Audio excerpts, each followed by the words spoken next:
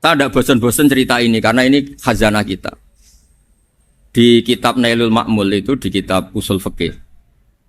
Saya berkali-kali cerita ini karena ini untuk menunjukkan bahwa Quran itu liqaumi ya'qilun, liqaumi yatafakkarun. Ada seorang kiai, seorang ustadz, kiai dulu itu emang orang soleh, alim terus jadi kiai. Kalau kiai sekarang tuh macam-macam, nganggur terus ingin jadi kiai. Terus daftar gitu. Ada lowongan di yayasan, masuk ingin jadi ustadz. Karena dengar ada gajinya.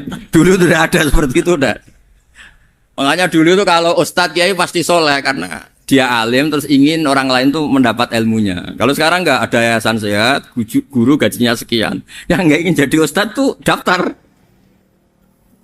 Karena ada gaji. Apalagi ada kabar, ada gaji, ada mes, ada wah yang daftar banyak ya.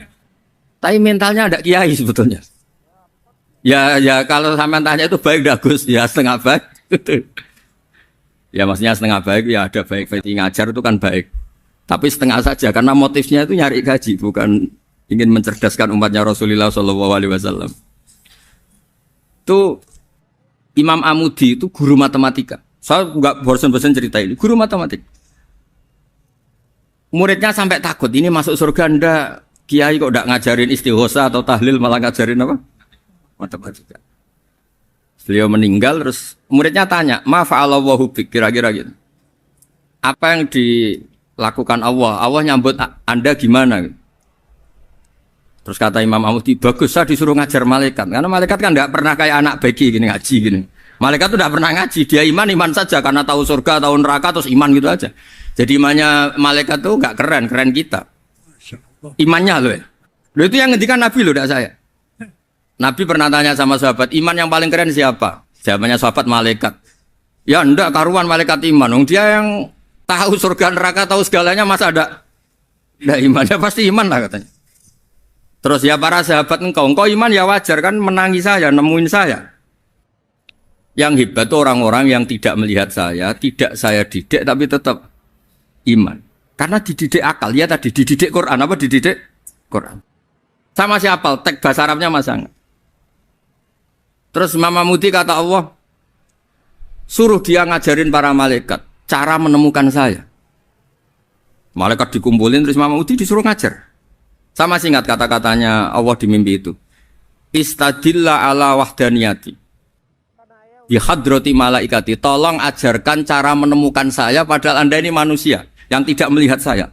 Anda di Jakarta kan hanya gedung-gedung. Paling jadi khayal terus nikmat lah, Anda ikut punya tapi ikut nikmati. Orang desa-desa kalau ke Jakarta itu pokrol. Wah di Jakarta tuh gedungnya tinggi-tinggi, tidak kayak kampung sini. Lu udah ikut punya, ikut bangga. Di Jakarta orangnya cantik-cantik, tidak kayak orang sini. Padahal dia ya dapat orang cantik gitu. Jadi Allah tuh saking pinternya, miskin-miskin ya bisa berkhayal dan bahagia. Nah, itu alhamdulillah betul. Akhirnya itu apa ini anak-anak begini saya tak niati ngajar standar anak-anak akademik. Terus pertama yang diajarkan hanya bilang gini, sama siapa teksnya? Ya malaikat wahai para malaikat. Terus beliau bilang, nisbatus naini wassalasah ila malanihayata lahu nisbatul far'i ilal asli. Angka itu jumlahnya berapapun 2, 3 sampai triliunan. Semuanya itu nisbatul far'i ilal asli. Binisbat ilal wahid nisbatul far'i ilal asli. Angka 2 ya cabangnya 1, 3 ya cabangnya 1, 1 triliun ya cabangnya 1. Tetap yang asal usul adalah angka 1. Itu nangis semua malaikat. Cara Jawa itu mandekman kowe iman kaya imanku. Makanya imannya umat Rasulullah SAW itu PD-nya yakinnya kayak imannya malaikat. Kalau Tuhan itu 1. Karena angka agak bisa dimulai kecuali dengan angka 1. Makanya nisbatus naini wassalasah ila malani hayatalahu iku nisbatul far'i ilal asli. Semuanya itu nisbatnya cabang ke induk. Berarti semua alam raya ini tetap asal usulnya 1, yaitu qul huwallahu ahad. Nah, itu namanya akal.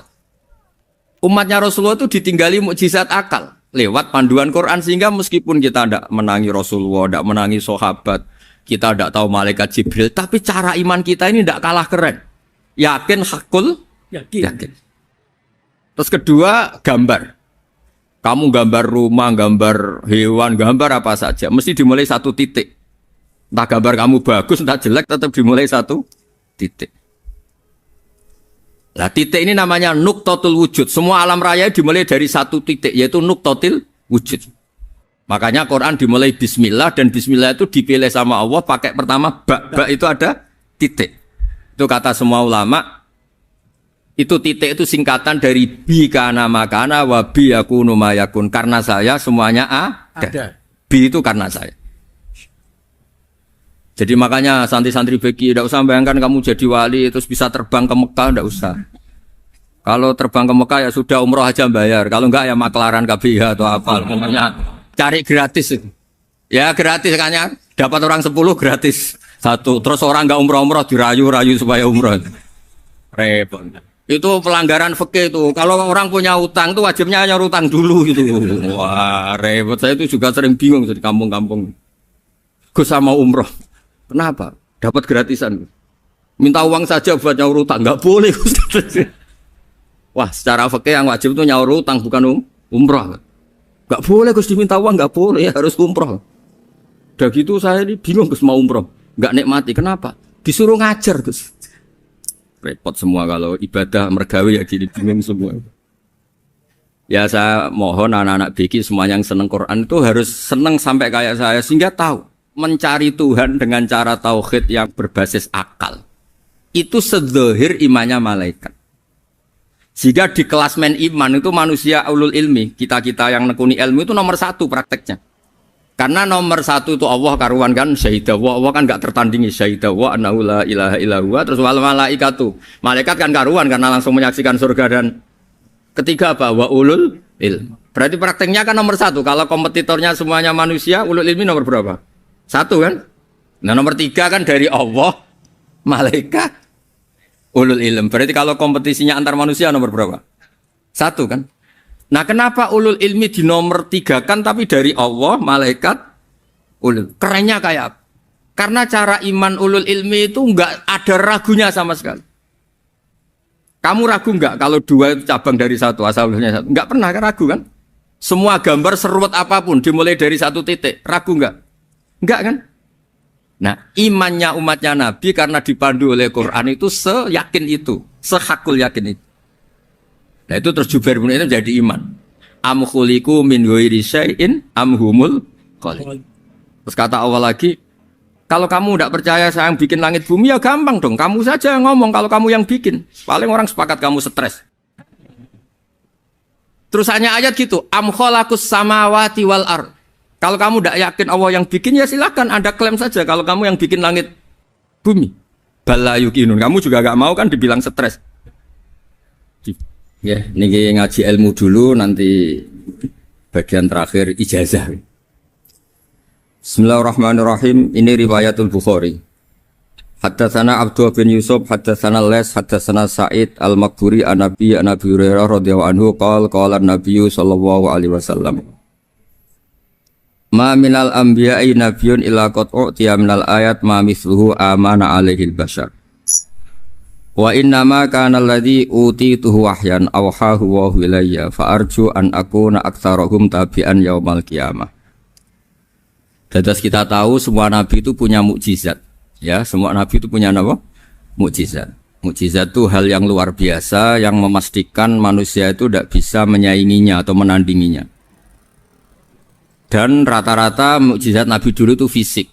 Misalnya ontanya Nabi Soleh itu kan onta tapi keluar dari batu, itu kan aneh. Aneh sekali.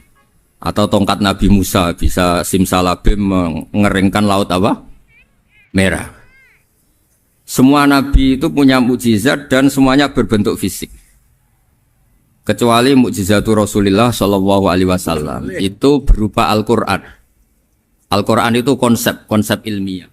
Terus kata Rasulullah Shallallahu Alaihi Wasallam, tapi saya karena Quran itu justru berharap pengikutku besar dan sampai hari kiamat. Sekarang kita logika ya. Andaikan kamu punya tongkatnya Nabi Musa, kalau kamu suka uang, kepikirannya dijual apa dipakai? Kalau kamu suka uang, dipakai. Kalau kamu ahli suudzon itu pikirannya ndak, ini asli ndak. Karena yang melihat di Turki itu ya sebagian gitu. Kalau yang suka perdukunan itu bayangkan tuh miliknya. Mungkin dipakai ngakali orang atau apa, pokoknya bayangkan tuh miliknya. Kalau yang kolektor pikirannya itu nanti ini laku berapa. Tapi kalau peneliti mungkin pikirannya itu ini asli apa ndak? Bukti aslinya apa? Repot lah. Lagi pula kalau kamu punya utang terus mau apa? Istri kamu marah mau apa? Kalau pakai tongkat. Nah, beda dengan mukjizatnya Quran itu semuanya apa? Ilmiah. Orang yang sedang harmonis dengan istri bisa pakai ayat di antara ayat-ayat Allah itu apa? Wa ja'ala bainakum mawaddatan warahmah. Nanti kalau ditakdir cerai, saya tidak menyarankan cerai. Kalau ditakdir cerai, itu masih dimotivasi sama Allah wa iya tafarraqa yughnillahu kullam min sa'ati. Jika suami istri itu cerai, jangan-jangan suaminya dapat istri lebih baik, istrinya nanti dapat suami lebih baik. Jadi yang masa lalunya dianggap prahara.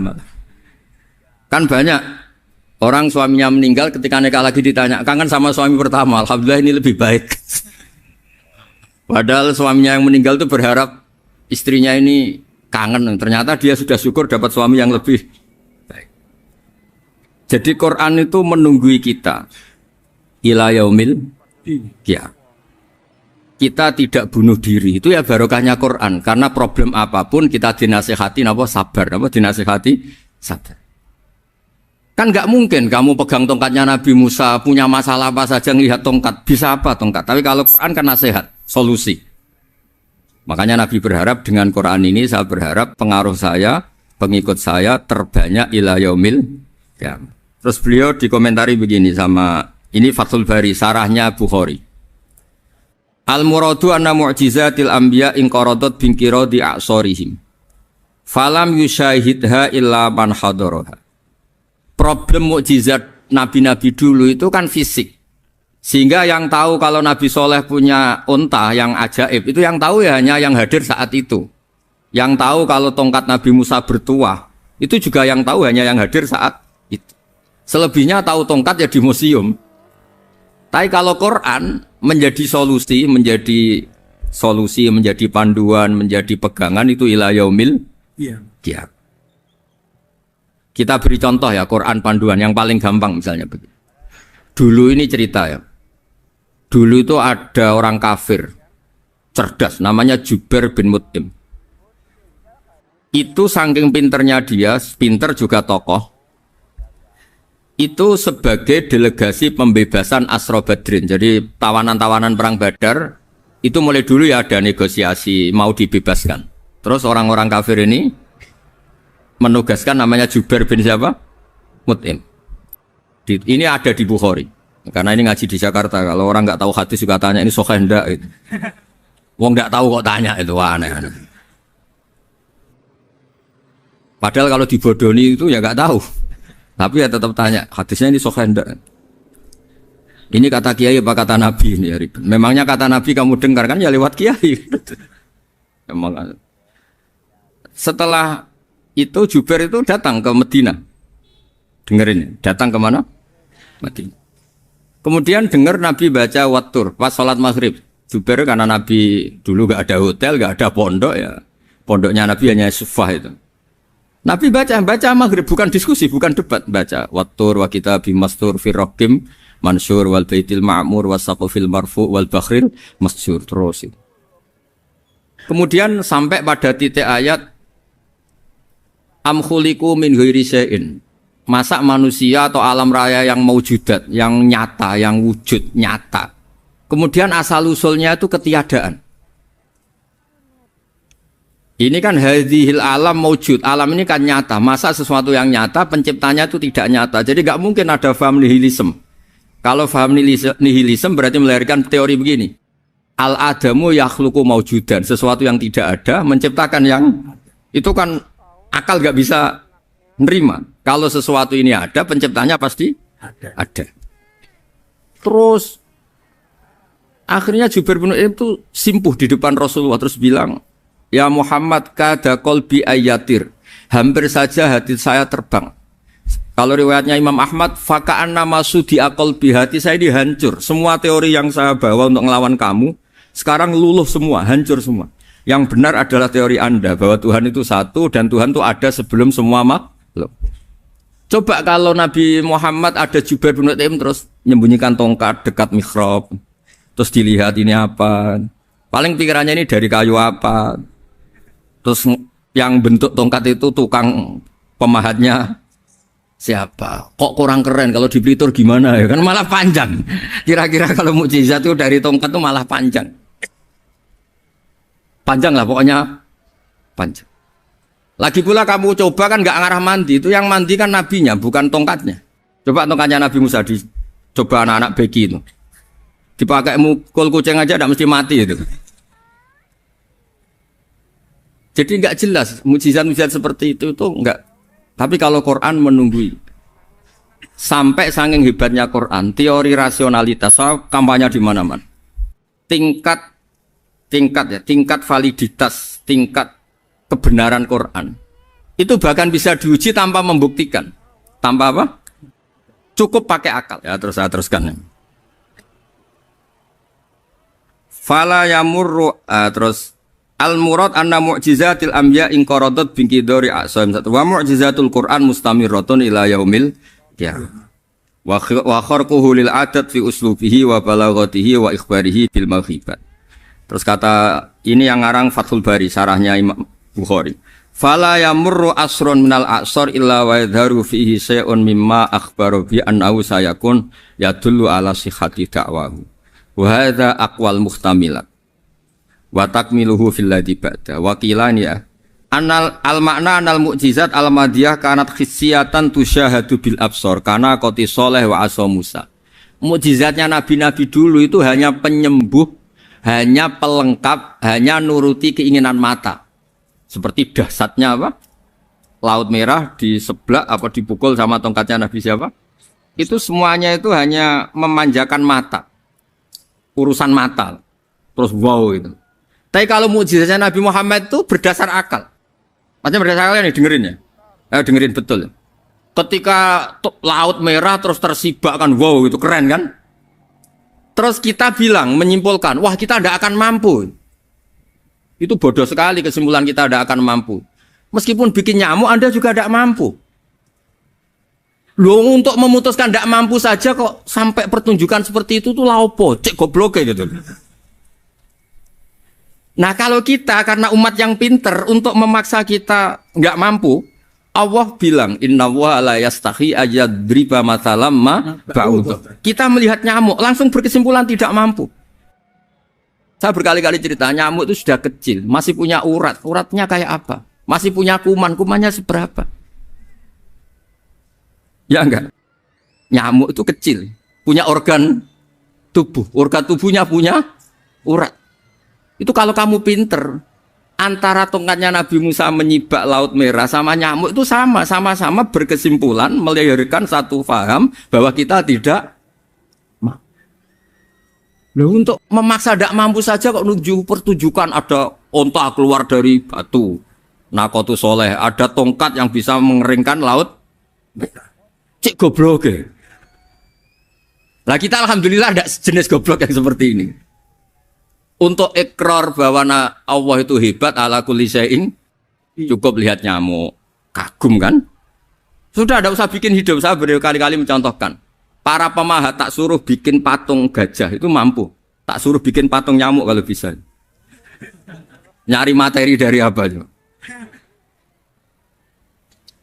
Gampang mana bikin patung gajah sama patung nyamuk? Gajah, makanya Allah bikinnya contoh itu untuk ijaz itu pakai nyamuk bukan pakai. Itu kalau ustadz-ustadz yang agak jorok malah contohnya nyamuk Gus. Itu kecil. Itu kayak apa? Di dalamnya dia hamil. Itu anaknya kecil lagi, telurnya kecil lagi, itu gimana itu cara bikin itu? Makanya di sini ini ada kitab Itqan, itu komentarnya itu lucu. Ini kitab Al-Itqan karangannya Imam Suyuti. Ini persis komentar saya tadi yang kata Imam Suyuti, pengarang kitab Itqan, wa ya imma khissiyah wa imma aqliyah. Jadi mukjizat itu ada yang fisik, bisa dilihat indra, panca indra, bisa dilihat akal. Wa aktsaru mu'jizati Bani Israil kanat khissiyah li baladatihim. Bilada itu goblok. Wakil lati basoirihim. Dasar wong goblok. Mukjizat kok ngenteni sing wow. Maksudnya dasar untuk ngakui Allah hebat saja kok nunggu hal-hal yang seperti itu gitu. Paham ya? Mergo likil lati napa aklihim. Wa aksaru mu'jizati hadil ummah aqliyatun li farati dzakaihim wa kamali afwahihim. Dan mukjizatnya umat ini semuanya berdasar akal karena sudah cerdas. Jadi andaikan kita melihat tongkatnya Nabi Musa menyibak Laut Merah dengan melihat nyamuk, kesimpulan kita sama. Sama-sama wow, sama-sama keren, sama-sama memastikan kita tidak mampu. Makanya terus Quran menerangkan kita wa ma min dabatin fil ardi wala ta'iri yatiru bi janahihi illa umamun amsalukum. Jadi keseharian kita lihat burung kok terbang. Itu sudah ayatun min ayatillah. Paham nggih? Dados niki kudu bangga ditunggoni napa Quran, nggih ditunggoni napa Quran. Wa mu'jizatul Quran tusyahadu bil basirah fayakunu mayatabi'u li ajlihi aksar. Terus li annal ladzi yusyahadu bi ainir ra'si yang qaridu bingkiradi musyahidi. Sesuatu yang tampilan dahsyatnya itu disaksikan mata, maka itu bisa habis. Era tongkat Nabi Musa seperti itu habis enggak? Bisa mengeringkan Laut Merah habis kan? Tapi era mukjizatnya Quran ila yaumil qiyamah. Ya contoh sosial, saya kembali lagi ke sosial. Kamu punya teman awet atau punya istri awet, itu konsepnya ya wal kadhiminal itu agak gampang tersinggung. Coba kalau kamu setiap tersinggung putus, setiap tersinggung habis, kamu tidak punya teman, tidak punya istri. Sampai kita awet seperti ini, kalau kecewa ya wal kadhiminal itu ngempet. Termasuk saya ini biasanya ngaji khusus terus baca gini ya kecewa. Tapi barokahnya diwarai Quran wal kadhiminal itu ngempet Gus ngempet. Terus kecewa sama teman, kenapa tidak putus? Karena wal afina aninna sudah, kalau kecewa maafkan. Coba kalau kita kecewa presiden demo, kecewa menteri demo, kecewa orang tua minggat. Ya kalau dicari, kalau tidak kan malu. Saya itu punya teman tak tanya, kecewa gak sama bapak itu. Kenapa tidak minggat? Malu. Kenapa malu? Takut gak dicari. Itu orang tuh paling malu itu kalau keluar dari rumah nggak di. Saya punya teman lagi, saya ini takut mati Gus. Kenapa? Takut istri saya tidak nangis Gus. Itu kematian terburuk itu kalau mati tahu istrinya ada nangis, itu malu betul itu. Makanya jangan mati, pokoknya pastikan orang sekeliling Anda nangis itu baru berani mati, kalau enggak jangan. Ya jadi mukjizatnya Nabi itu luar biasa. Nah ini terus saya teruskan ya, makanya mukjizat terbesarnya Nabi adalah Al-Quran. Karena Al-Quran itu cerita tentang hukum-hukum akal, cerita tentang logika-logika peradaban. Misalnya logika peradaban, contoh paling gampang. Di Quran itu ada sekian ayat yang Allah cerita peradaban. Misalnya wa ahsinu innallaha yuhibbul muhsinin. Itu dikutip, terus kemudian disimpulkan dalam peradaban. Kata Sayyidina Ali karramallahu wajhah ngendikannya gampang. Ahsin man syi'ta takun amirah. Kamu berbuat baik saja sama seseorang, maka otomatis kamu akan jadi pemimpinnya. Ada orang nggak tamat SD, nggak tamat papa, gobloknya minta ampun. Tapi karena gaji seorang pakar, oh kamu tak gaji 1 bulan 1 miliar, perusahaan saya jadikan besar. Itu dikongkan ngalor ngidul ya nurut. Hanya karena dia ihsan. Terus wastaghni amman syi'ta takun nadhira. Saya ulang lagi. Wastaghni amman syi'ta takun nadhira. Dan kamu jangan butuh orang lain, siapapun dia, maka kamu akan setara. Misalnya ada menteri orang antri mau salim, tapi kamu tidak butuh, kan tenang saja. Tapi kalau kamu butuh, habis kamu. Ya kan? Kamu tidak butuh seseorang, maka kamu posisinya akan setara. Kamu harus sopan karena punya utang jasa. Kalau nggak punya apa-apa kan setar. Ya enggak? Misalnya kamu jajar rektor atau jajar menteri, jajar apa saja. Kalau kamu tidak punya utang kan, kamu jajar menteri tidak punya utang. Sama jajar satpam tapi punya utang, takut mana?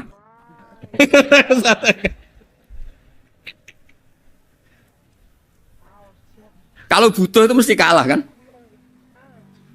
Ada pejabat misalnya nggak begitu cantik sama perempuan cantik yang kamu butuh ingin dicintai, takut mak.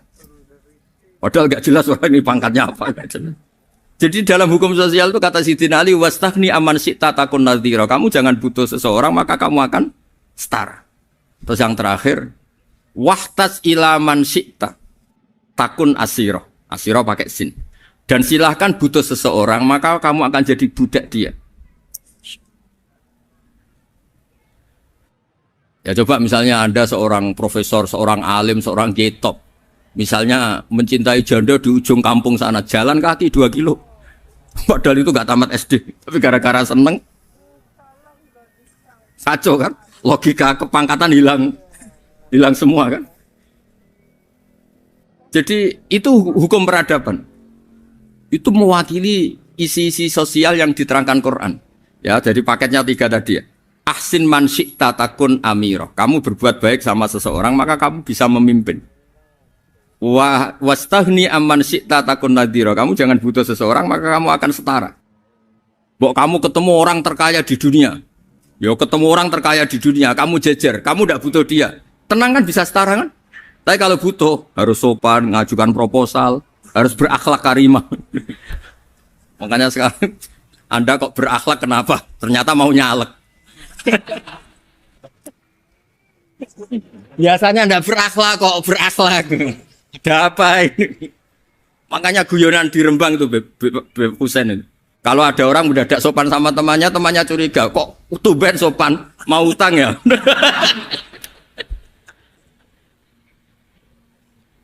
Zaman akhir itu kacau.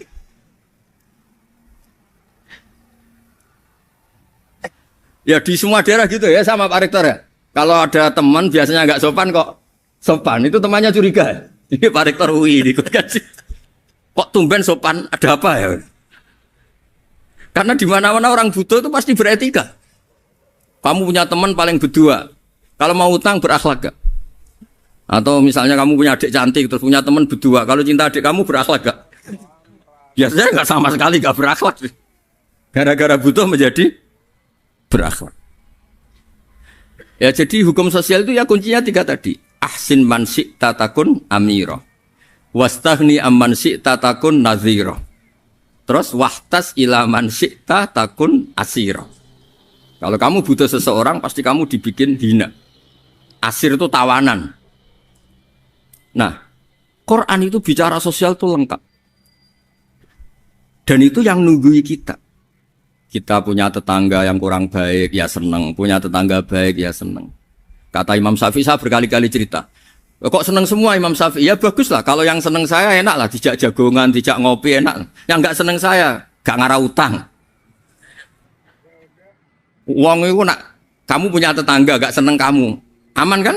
Aman. Gak akan pinjem uang kan, pinjem mobil. Uang gak seneng kok. Makanya Imam Syafi'i itu kalau ngedikan luar Syafi'i, diceritain orang. Ya Aba Abdillah bagiannya, ya Aba Abdillah orang itu gak seneng kau, bagus lah. Loh kenapa bagus? Waman asa'a ilaika faqad atlaqaka. Orang yang gak seneng kamu maka membebaskan kamu. Gak akan pinjam uang, pinjam mobil, gak akan ganggu waktu kamu kan gak seneng. Justru yang seneng-senengi masalah pinjam terus. Imam Syafi'i itu orang yang anggap dunia itu selesai. Ada yang cerita, ya Aba Abdillah, orang yang tadi cium tangan engkau, yang hormat engkau, di luar maki-maki engkau, ngerasain engkau, ngata-ngatain engkau. Ya bagus lah. Kok bagus gimana? Berarti saya wibawa, depan saya tidak berani. Ya, berarti saya wibawa, di depan saya tidak berani. Berarti itu makomnya sudah kulillah, sumadarhum fi khawdihim, yal'abun, sudah dunia itu selesai, sudah agak penting semua. Nah, itu kalau kamu anak-anak beki ahli Quran sudah ayatnya kulillah sumadarhum fi khawdihim yal'abun, sudah lihat Allah saja agak penting, makhluk-makhluk itu dah makhluk semua agak penting, sepenting Allah. Nah kita ini ditunggoni mukjizat seperti itu. Bayangkan misalnya kita ditunggoni tongkatnya Nabi Musa, saya ngajar di sini terus ini tongkat, terus nanti yang tanya, Gus itu kayu apa Gus? Nanti yang kolektor tanya itu harganya berapa Gus? Ruwet apa? Ternyata yang ahli suudon itu asli gak Gus? Wah. Yang ahli suudon kan mesti tanyanya gitu, itu asli enggak Gus? Repot pokoknya. Tapi kalau Quran kan jelas, kenapa?